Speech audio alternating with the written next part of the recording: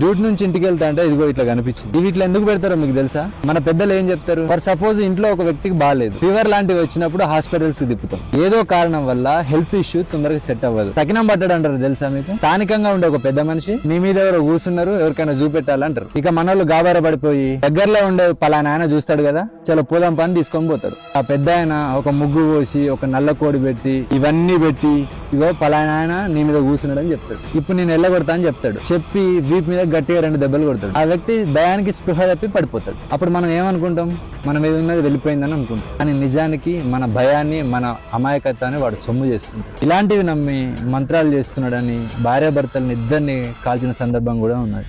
వీటిని ముట్టుకుంటే నిజంగా ఏమన్నా అవుతుందా? ఇది కొబ్బరికాయ, ఇందులో హెల్దీ ఫ్యాట్స్ ఉంటాయి, ఫైబర్ ఉంటుంది, డైజెషన్ కూడా మంచిది,